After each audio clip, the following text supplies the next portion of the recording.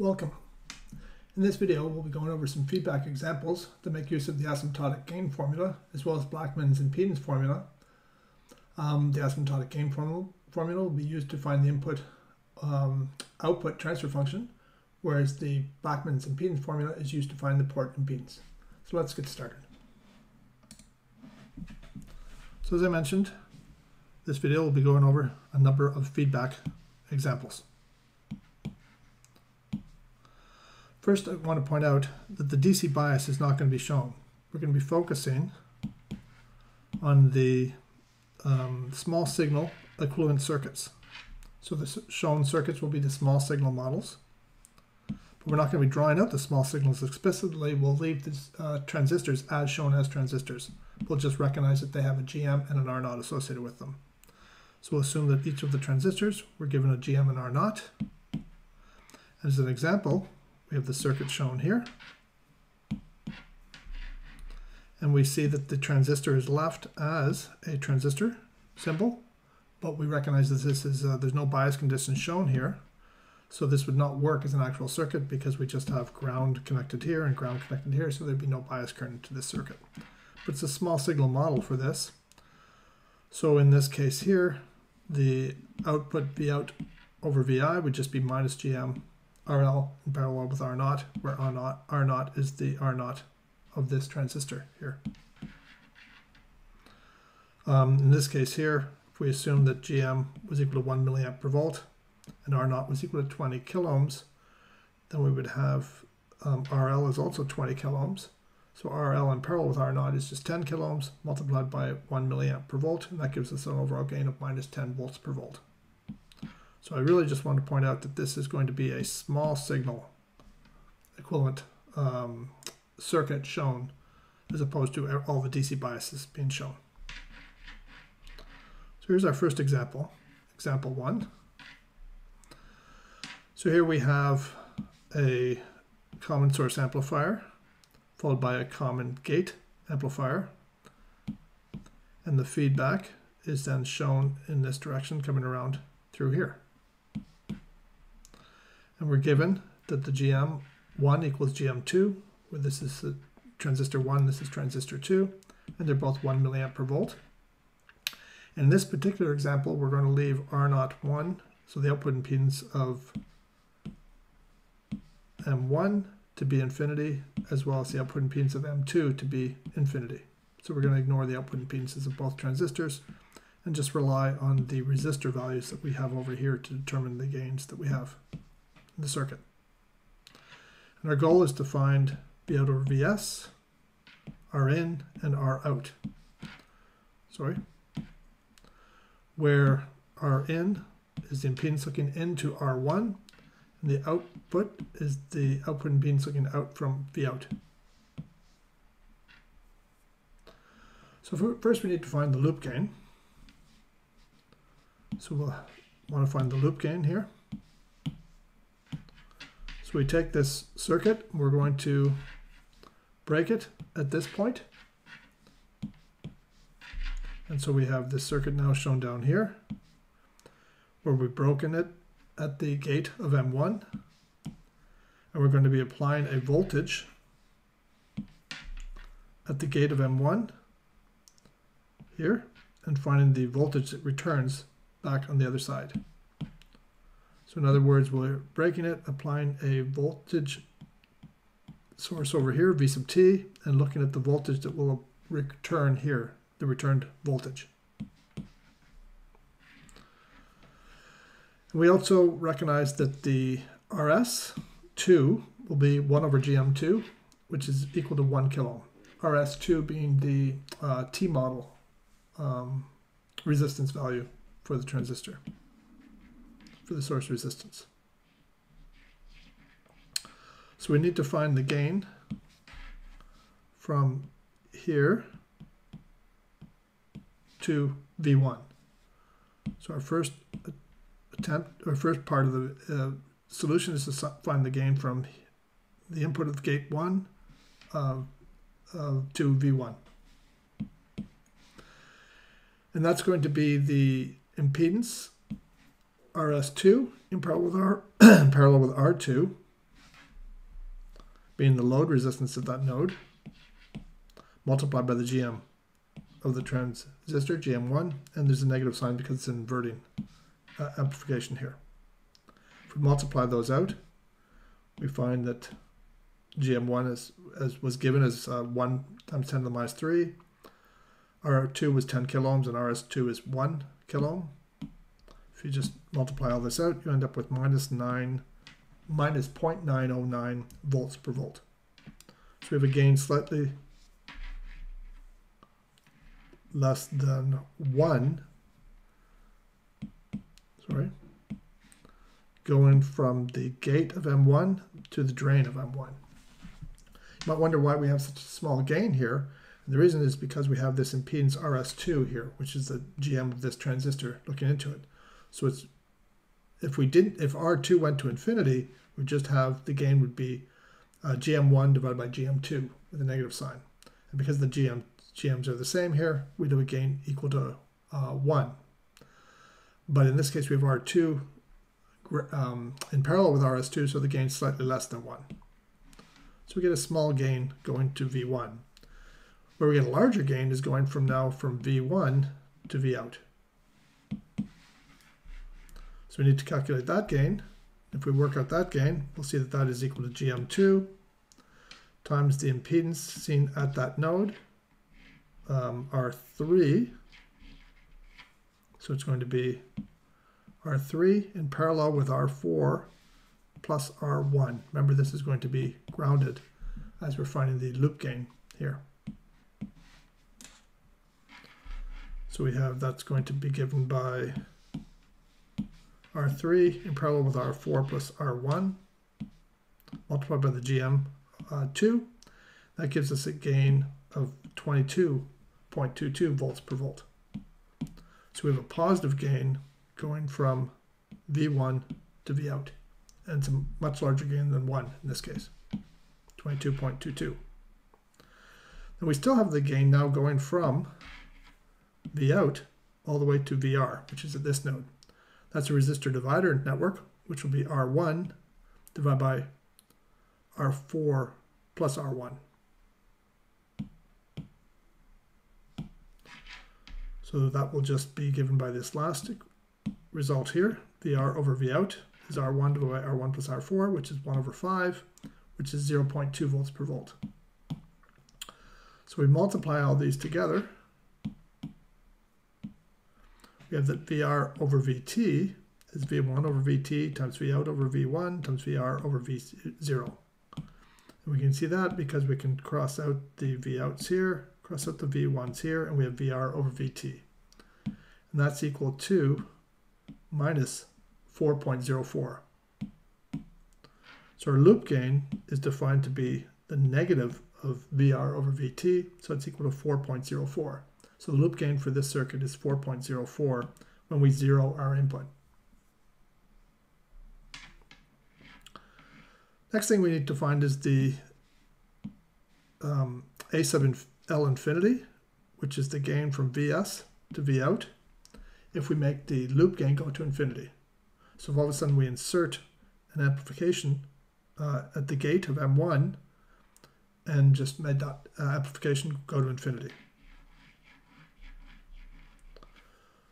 So if we have AV, it's inserted at the M1 gate, it results in VG1 going to 0 because we have now infinite gain and we assume the output is still finite, which means that the current into R1 goes all through R4. So in other words, if we look at this circuit, when we have an infinite gain somewhere in this path here,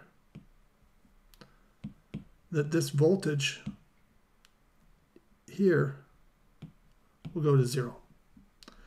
And that means that no current is flowing into here, which wouldn't have gone anyway. But we also know the voltage now is 0 volts here. And so any current that flows through here, all flows through here. What's interesting here is even if the gate of this M1 was leaky, so if for some reason we had a finite input impedance into M1, still the current would be 0 going into M1 here because our gain has gone to infinity. So all that current goes through goes through this 40 kilo ohm or R4, and we have the V out then. It's just going to be the current through R1, which will be Vs over R1. So it's basically this voltage minus this voltage, but this voltage on the right hand side is 0 volts. So it's Vs minus 0 divided by R1. That's the current through R1. And then that's multiplied by R4 to get the voltage, to get the voltage across R4, which would be plus minus this direction. So there's a negative sign in here. So it's minus Vs over R1 times R4. Again, because we know this voltage, V out, will equal, in this case, VR minus I1 times R4. And VR, we just said, is equal to 0 in this particular case, once we have our loop gain going to infinity. So and this should not be a surprise, it's just a inverting amplifier. So we have that A sub L infinity is minus R4 over R1, which works out to be minus 4. The last one we need to find, so we have L, we have A sub L infinity. Now what we need to find is A sub L0. So what is the gain from the Vs to V out when we break our loop? So in this case now we break the loop at this node. And what we see is there's infinite impedance looking to the right. We would put that onto the left side, which will make no difference to it. So we just have now a resistor divider network here getting to the output. So this resistor divider network will just be the gain from Vs to Vr will just be R4 plus R3 divided by R4 plus R3 plus R1. So we have the first part is Vr over Vs. It's R4 plus R3 divided by R4 plus R3 plus R1, which is 8 over 9. Then we have the next resistor divider, which is the gain from Vr to V out, which is just R3 divided by R3 plus R4. So we have the next part, V out over Vr, is R3 divided by R3 plus R4, which is 1/2. So the gain, A sub L naught, the gain V out over Vs is 8 over 9, this value times 1/2. So it works out to be 4 over 9. So A sub L0, so the gain from the input to the output when the loop gain is broken, is equal to 4 over 9. We combine all those together with our asymptotic gain formula, which is given by this result here. A sub L infinity times L over 1 plus L plus A sub L naught times 1 over 1 plus L. Put all that into the equations, into this equation, you'll end up with a final result of 3.29 volts per volt. Is our closed loop gain from Vs to V out. So that's the first part we were asked for. The second part for this question asks for finding the input impedance and the output impedance. So let's start off by looking at the input impedance.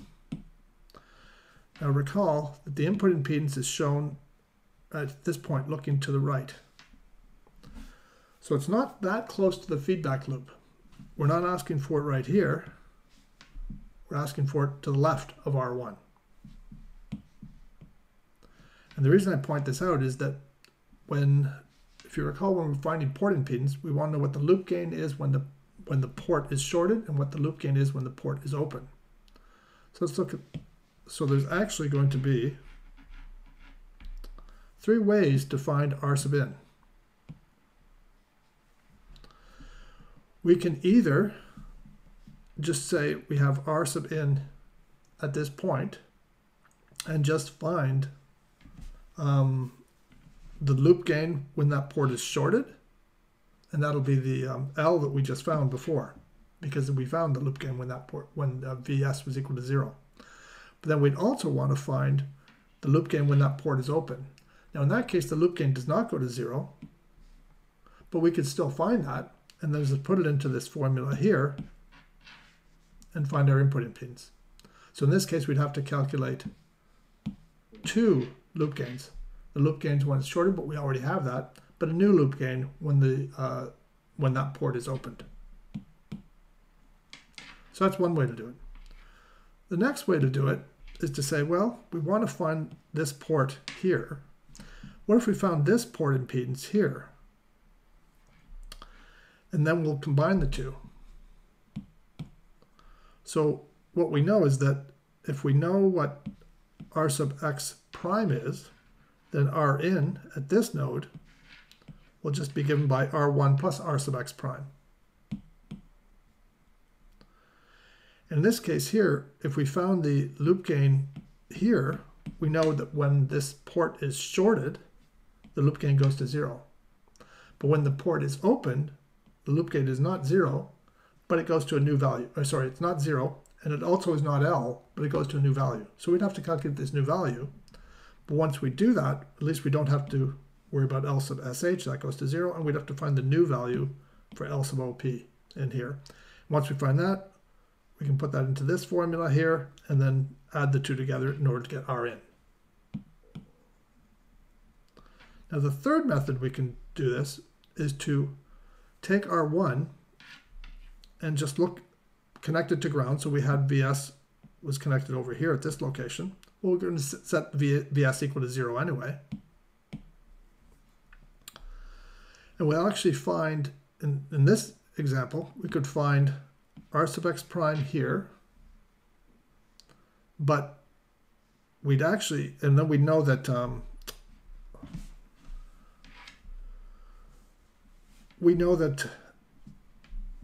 actually, sorry, let me back up here for a second. First, we'll find R sub x at this node. And the reason we might want to do that is because if we find this one first in Rx, we would just have this equation down here. In this case, our loop gain when we short the port would be 0, but when we open this port for this particular case, it would be just our original L. So we would not have to calculate any more loop gains in this case. But now we have to do a little bit of manipulation to figure out, because now we have this impedance, R sub x, is equal to Rx prime in parallel with R1. So we can use Rx and find R sub x prime, because we know that R sub x is equal to Rx prime in parallel with R1. We were given R1, we just found Rx, so we can calculate what Rx prime is. So we can calculate Rx prime, and once we know Rx prime, we know that Rin is just R1 plus Rx prime. So we have the three different methods, and all three results should give us the same, all three methods should give us the same result. So we're actually going to go through these three approaches and just see if they give us the same result. So if you recall, the first method is to look directly at this port here. So just do find this new L sub OP in this case, and then plug it directly into the formula. So that goes here, and we start off with R sub in 0. So in this case here, we're looking at what is the input impedance looking into this when the port is broken. So when this port is broken at this point. Well, the port impedance here is going to be R1 in series with R4 in series with R3, since looking up is infinite impedance because we let R naught go to infinity. So just be R1 plus R4 plus R3.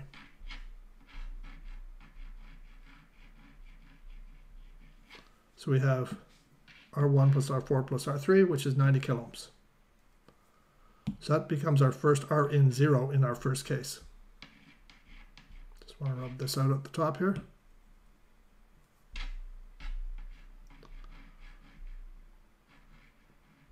Now we have our loop gain when it's shorted is our original L because we haven't changed anything, so that's 4.04. But now our loop gain when it's opened is now different.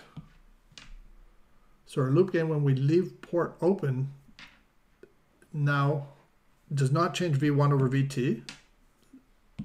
So if we go back and we look at the circuit,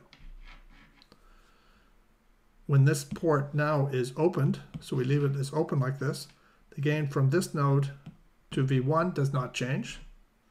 The gain from here to here changes a bit because we no longer have R1 in series with R4 that we had before. It's now an open circuit looking this direction. So V1 to V out will change, but then the gain from here to here is actually just a gain of 1 because again R1 is no longer there. It's an open circuit because we opened it at this node over here. So we really just have to recalculate V out over V1.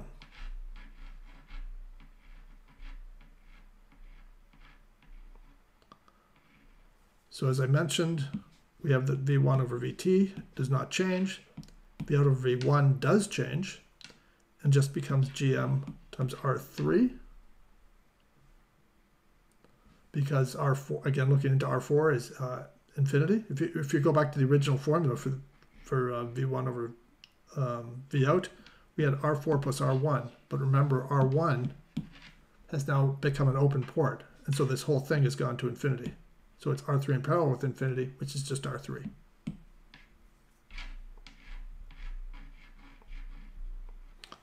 So that's changed.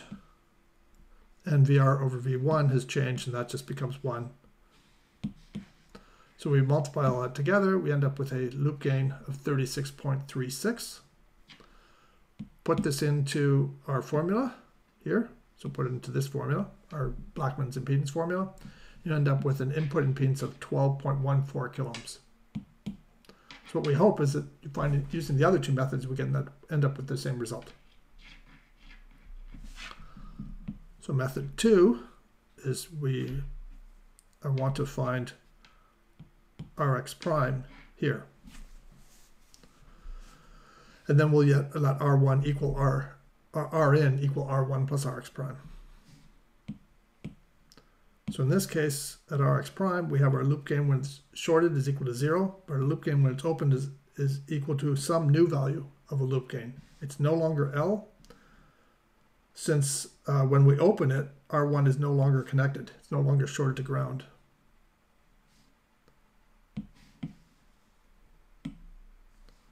So in this case, if we look at our loop gain and we calculate our new loop gain, which is RL prime, we'll have V1 over Vt.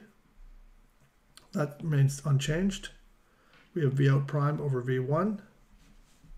That is exactly the same as we calculated up above. And then we have VR over V1, which is also what we calculated up above. So we end up with a loop gain equal to 36.36. In this case, then, we would have that the impedance Rx, sorry, this should be an Rx prime right here. Rx prime 0 is just the impedance R4 plus R3. So we're just looking at the impedance now, looking in at this point over here. We'll see R4 and we'll see R3 down here. You can go up to the top circuit to see that. So we're looking at the impedance looking in this node, and so we'll see R4 in series with R3 because we've broken our loop. And so we then have that impedance is now equal to 80 kilo ohms, not 90 kilo ohms as we had before because R1 is no longer there. We're looking after R1. And then we can put that into the formula, find Rx prime, so finding this value here, the top.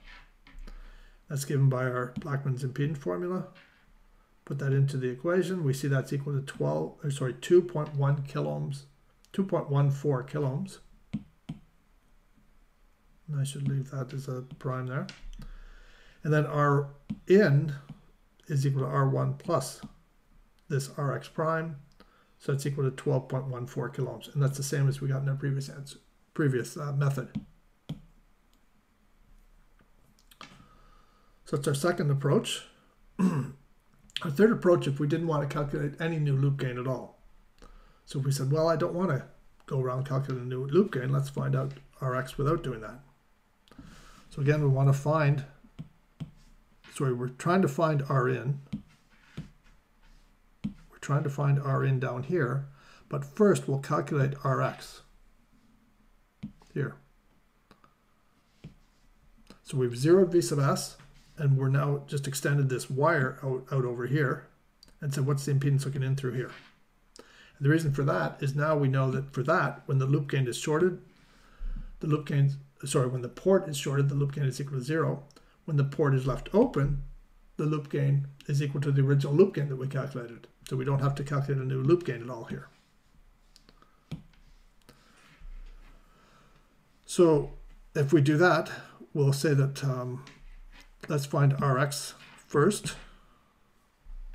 And we'll have that Rx 0, when the loop gain is broken, is just going to be R1 in parallel with R4 plus the R3 that was over here.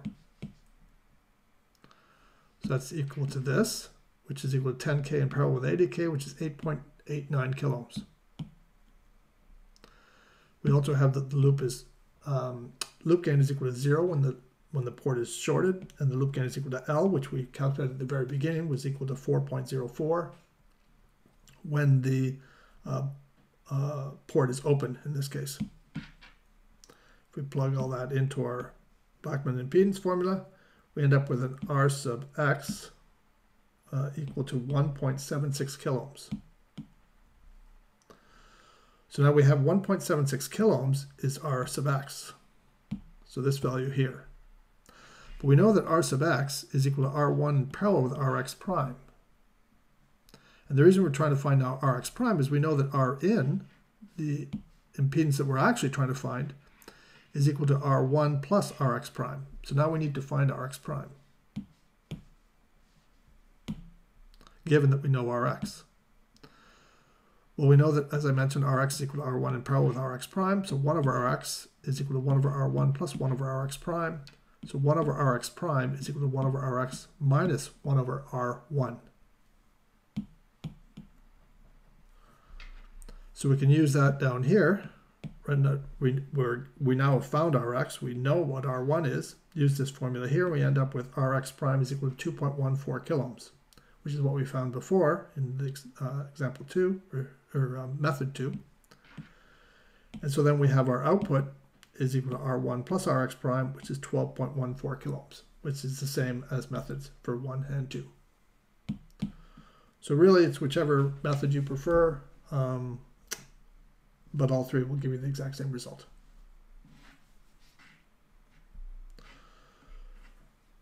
Finally, we like to get the output impedance. And in this particular case, the loop gain when the port is shorted will be 0. And if we look back at our output impedance, we find the output impedance at this node here. So if I short that port, that's going to set it equal to 0, and the loop gain is going to go to 0. When I leave the port open, the loop gain will be L0. The loop gain will be original loop gain, which is 4.04. And then when I break the loop, if I look at what the impedance is looking in through this, when this loop again is broken here, we're going to see R3 in parallel with R4 plus R1, and Vs has been set equal to 0. So we have all those values here.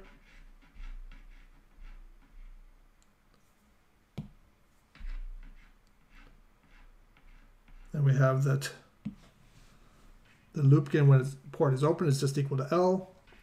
RO0, as I mentioned, is R3 in parallel with R4 plus R1, which is 22.2 kiloohms.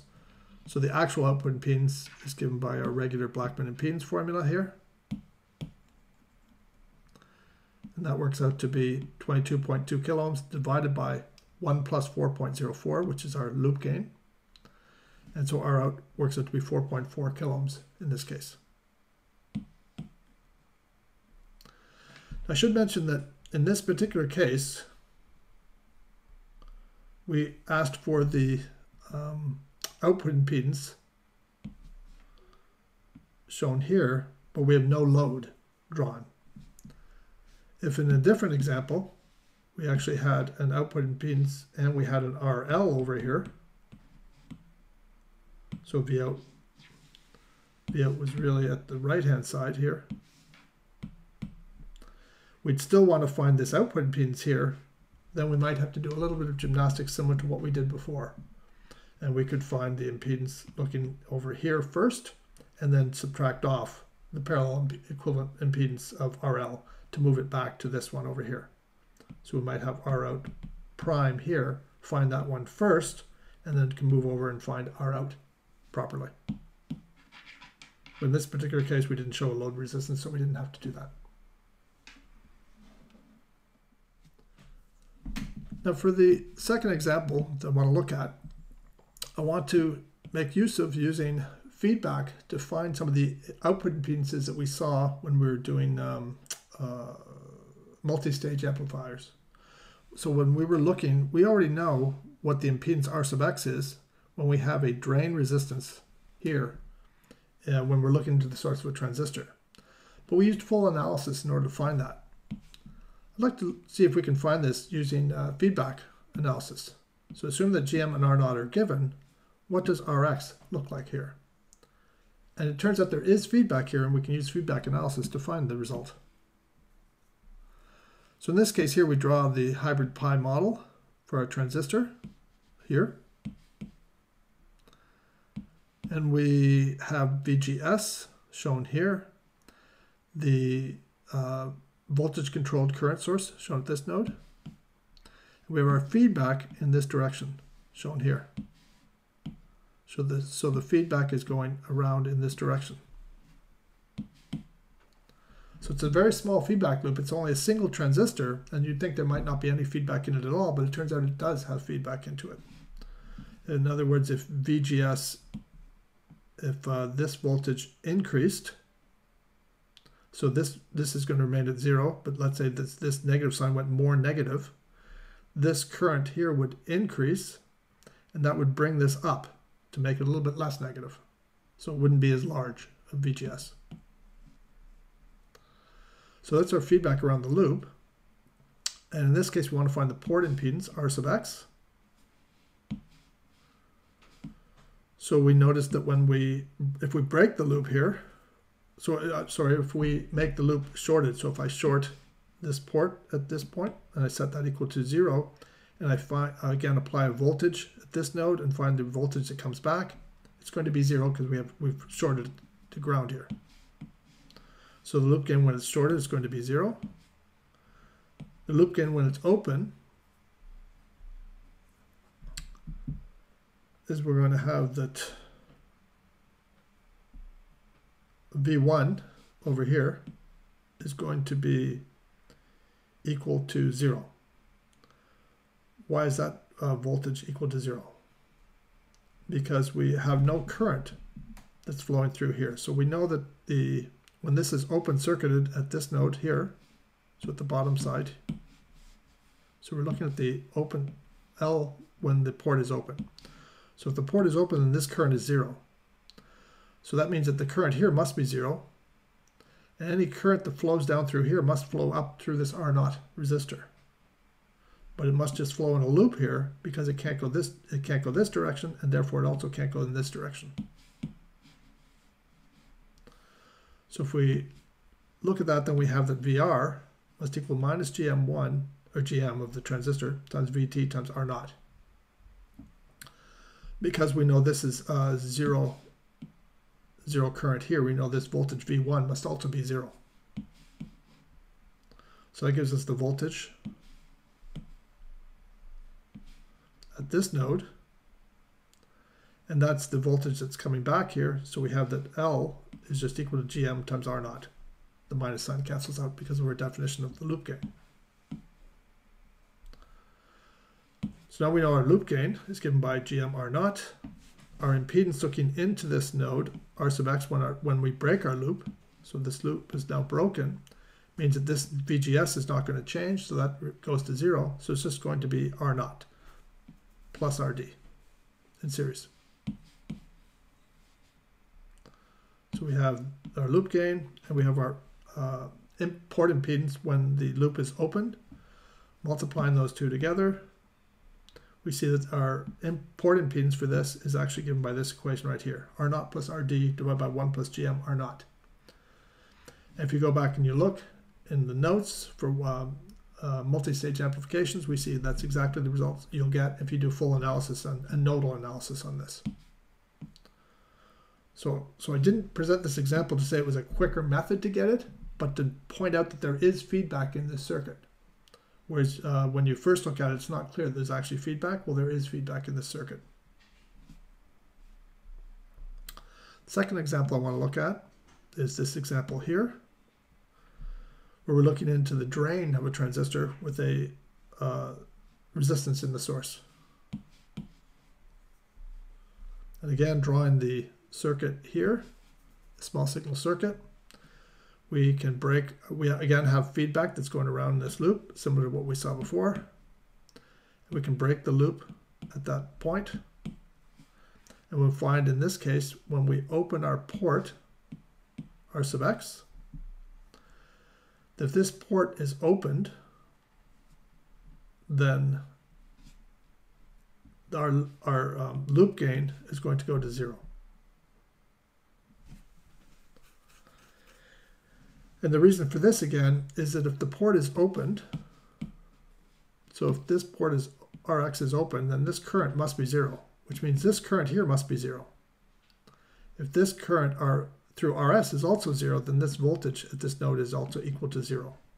So going around this loop will make no difference. This will always remain at 0. So we have our loop gain when the port is open is just equal to 0.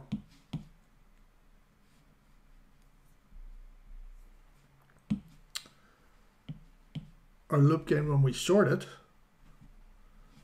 we'll see that VR, the voltage that returns at this node, VR here, will be the GM times VT, because we'll be applying a voltage over here of VT, times the impedance seen at this node, and the impedance seen at this node will just be RS in parallel with R naught. So the loop gain when it's shorted is equal to GM times RS in parallel with R naught, the impedance that we see looking into this node here, which would be, as I mentioned, RS in parallel with R naught here.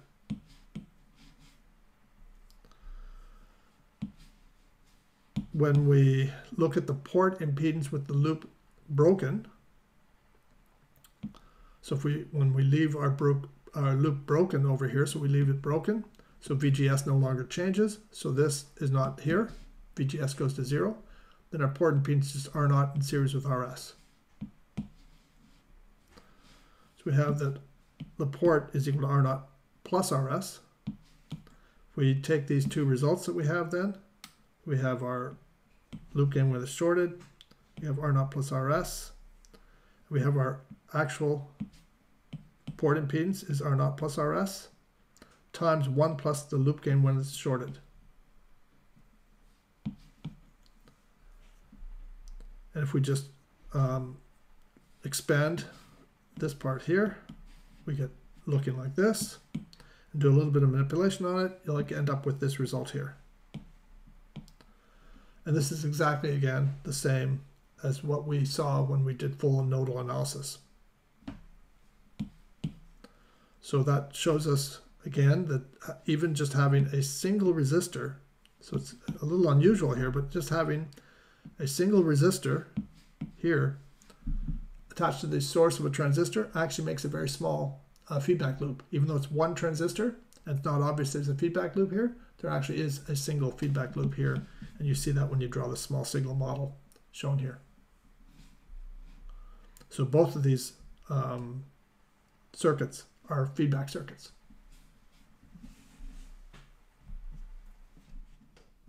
Hi. In our next feedback example, we'll be looking at a case where we're looking at the port impedance into this circuit, so the port impedance here into this circuit that we have here. This example, what we're going to find is that this impedance actually looks like an inductive. It looks like an inductor, so it's called inductive enhancement, and it's a method used to extend the bandwidth of some circuits. So let's get started looking at this example. So in this example, again, we're going to assume that R0 goes to infinity, just to make our life a little easier. And we're going to include the effect of CGS. So we have to include the effect of the capacitance here, CGS. So if we look at the small signal model for this circuit, we see it looks something like this. So the difference here is we've added an RG into the gate of the transistor, which at low frequencies would not seem to make any difference, but at high frequencies we'll see it does, especially particularly when CGS is taken into account. So we look at the small signal model for this circuit, and it looks like this, where we can break the feedback loop shown at this location. So the feedback for this circuit, again, goes around in this direction. And what we'd like to find, as I mentioned, is the port impedance up here, which is the port impedance down here. And what we know is from Blackman's impedance formula is that the port impedance is equal to that port impedance when the loop is broken times 1 plus the loop gain when the port is shorted, divided by 1 plus the loop gain when the port is opened.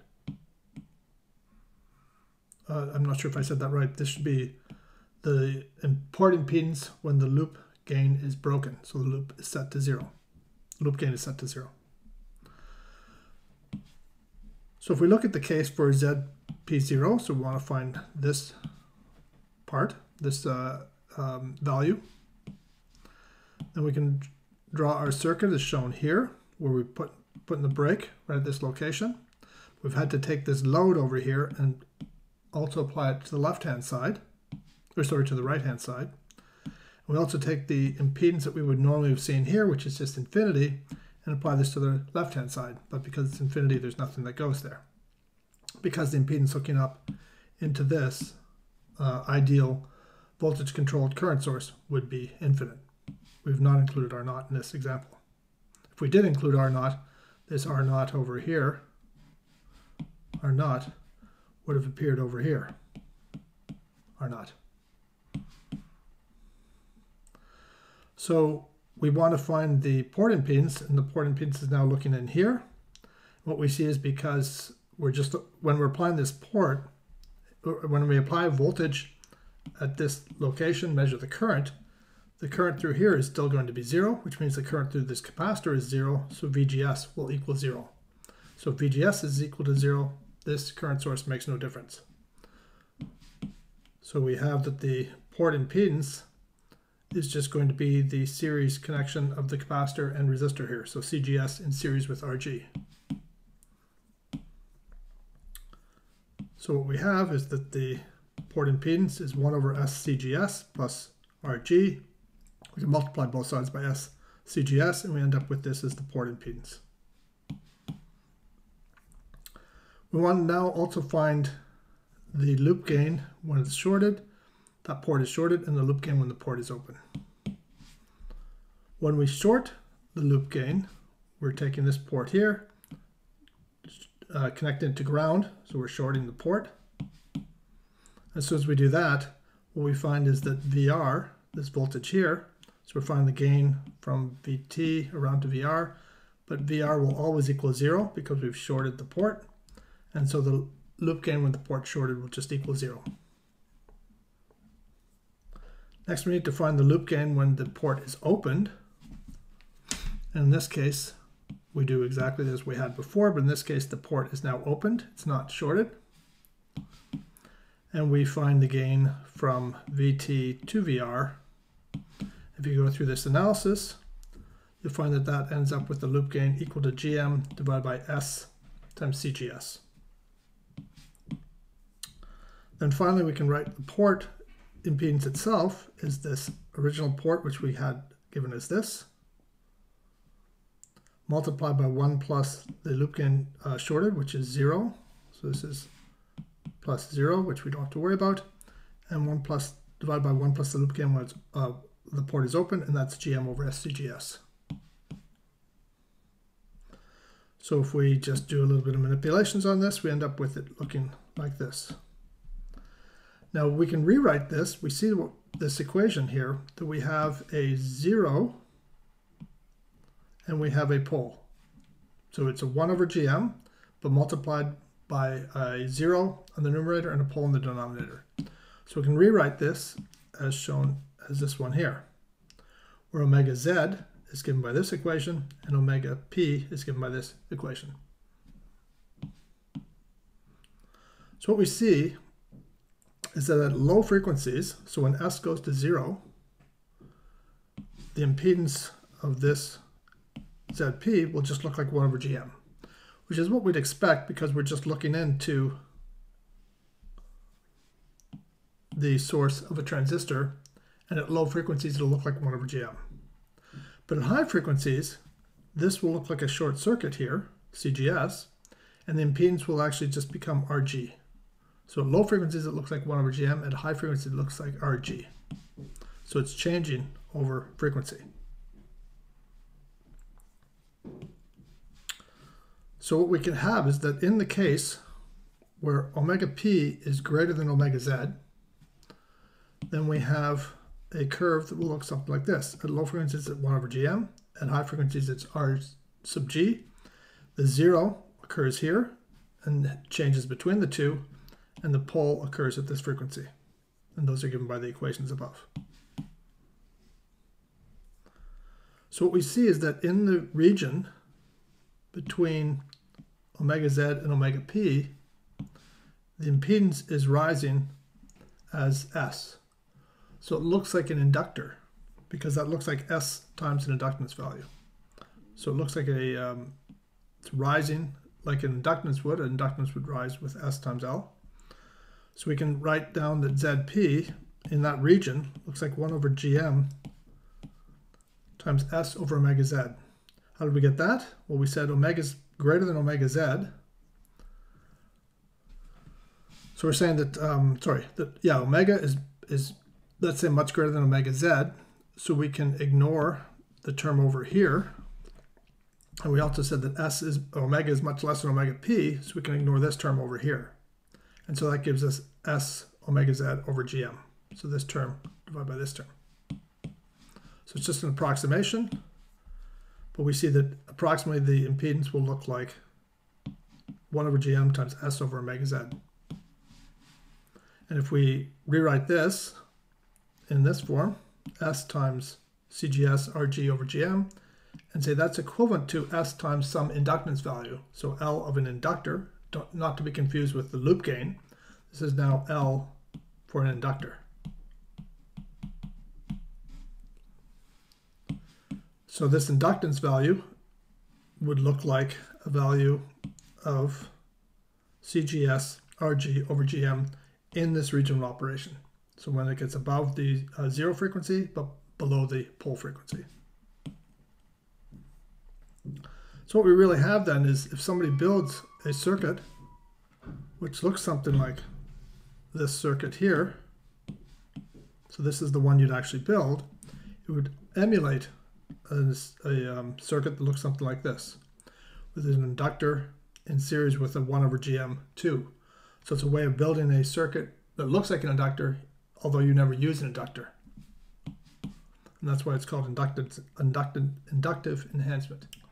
And so, interesting enough, this same effect also explains why you can end up with some ringing when using a source follower that's driving a large capacitive load.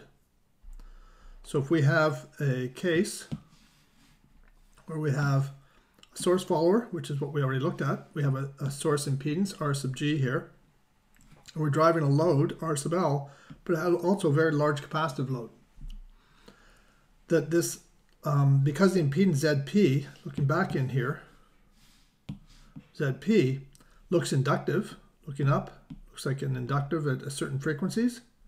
We now have an inductor, resistor, capacitor, and so depending upon the values that we have, we could end up some ringing as a step response. So if we put a step into this, might have to end up with it ringing something like that instead of just a nice smooth step response. We would have some ringing associated with it, and that'd be due to this inductor and capacitor and resistor all in the same circuit. And it would depend upon the size of the inductors, the size of the resistors and capacitors. So in our next example, example 4, we'll look at what's called a super source follower. The purpose of this is to get an output impedance which is lower than a normal source follower. Normal source follower would have an output impedance of 1 over GM, and we'll see that this has a lower output impedance than that by using 2 transistors and some feedback around it. So the circuit is shown here. We have a current source I2 here, another current source I1 here, and we're going to assume that I2 is greater than I1. And the reason for that is so that if I2 is greater than I1, then there's another current that will flow down through here, which will be I2 minus I1, and it'll be greater than 0, so that will bias M2. So in this particular example, we are showing the bias circuitries, and so that includes the current sources that we have here. We're also, again, for simplicities, we're going to assume that I1 and I2 are ideal, so we won't include the output impedances of those, but we will include the output impedances of RO1 due to this transistor and RO2 due to this transistor, so the output impedance of those 2 transistors. And our goal is to find the output impedance of this circuit, so the output impedance looking out through here, as well as V out over VI. What we see is we've got a source follower, what appears to be a source follower here, but a common source stage over here, and there's a feedback loop around here. So what we have is we have a feedback loop that's actually going around in this direction in this time. So it's going you can think of there's a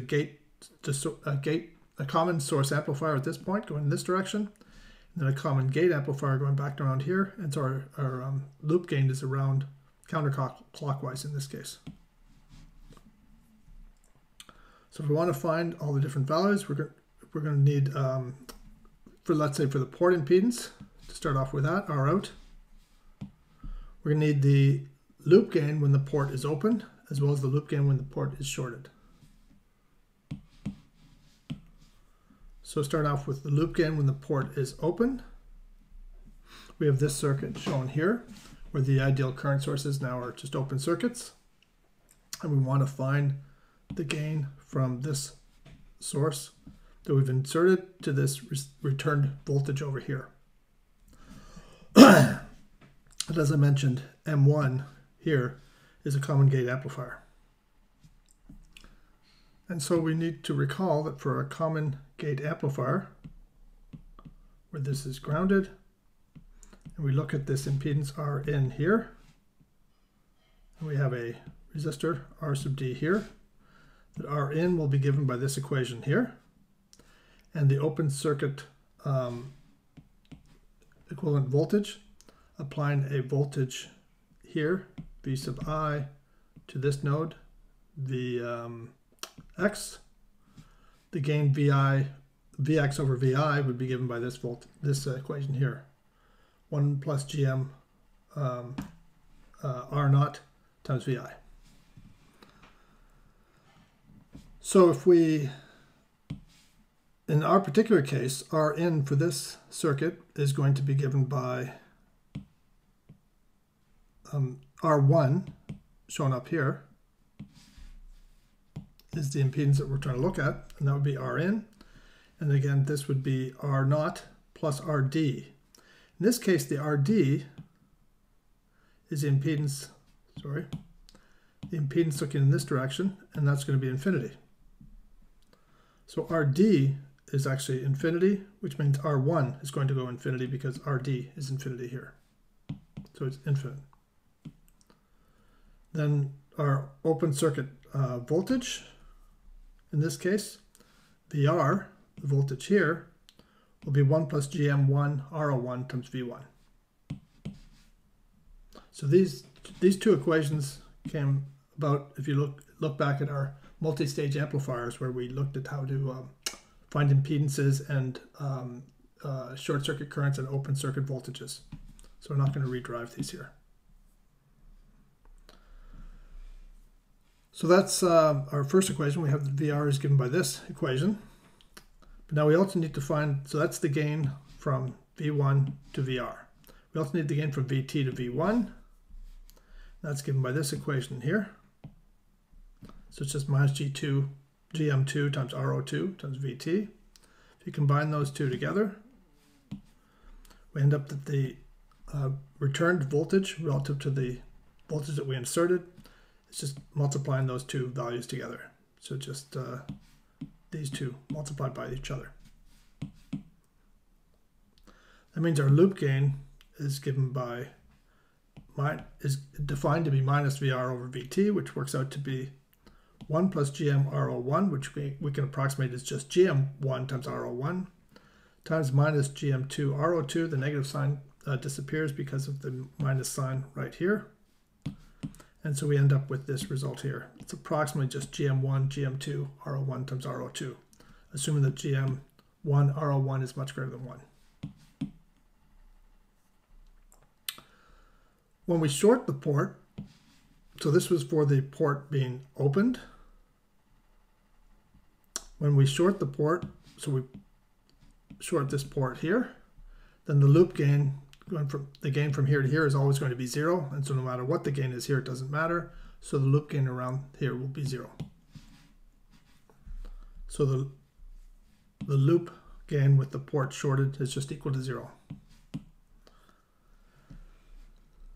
Finally, we need to find out the output impedance when the loop is opened. So what is the impedance looking into here when the loop is broken? So if the loop is broken, we could break the loop here. Whatever impedance we see looking down through here is infinity. So we place infinity at this point, but it's infinite, so we don't have to really apply that at all.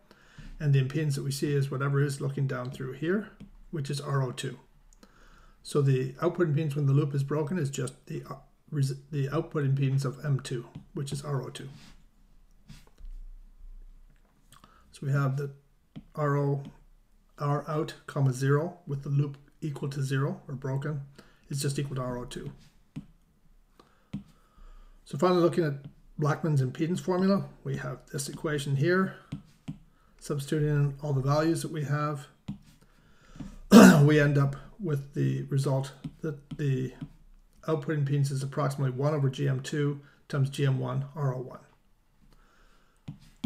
So going back to this, if we didn't have this loop, we would see the output impedance of this. This really looks like the source follower here, and this would look like an output impedance of 1 over GM2. But now that we've added this feedback circuit, what we see is it looks like 1 over GM2 as before, but divided also by GM1 RO1. So it's been reduced by a GM1 RO1 by the intrinsic gain of a transistor.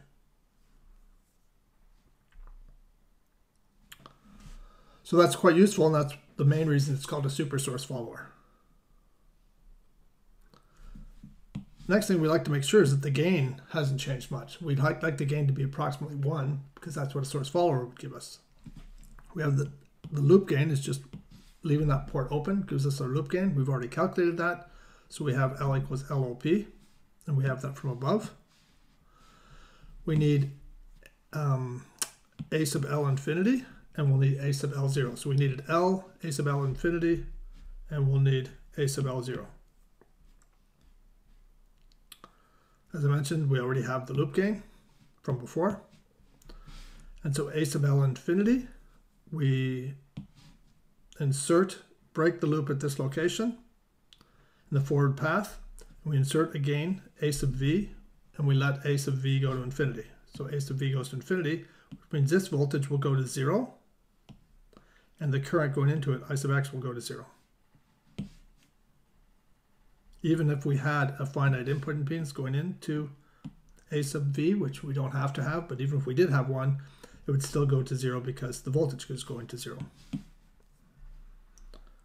So we have this circuit here, and we can write down a few equations here. We have that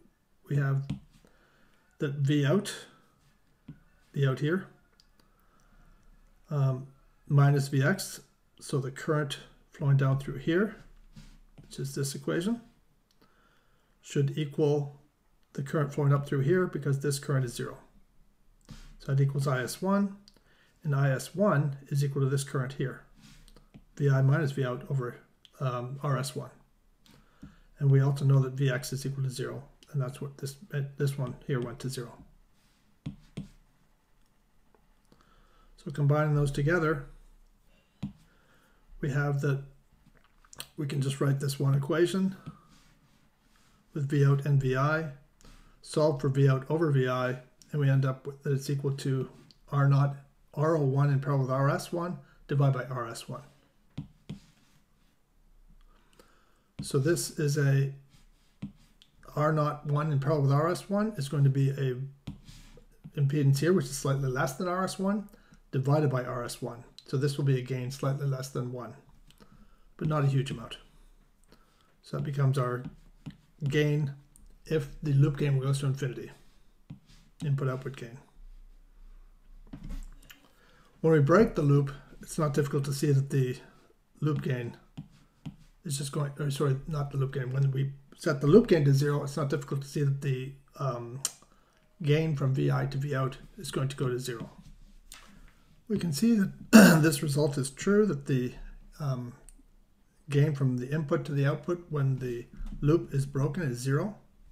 If we go back to this circuit here, and we imagine that we're breaking this at this node here, we have the impedance looking here, which was infinity. So we'd place this resistance over here, which would be infinity. So it'd really be an open circuit. So the current going down through here is 0. We still have the resistance RO2 here. So that means that the current over here must be 0. And if the current is 0 in this direction, and we have RO2 still here, the current source inside M2 no longer matters because VGS no longer changes. So that we see that the output voltage V out must equal 0 because it's 0 times RO2. So it tells us that the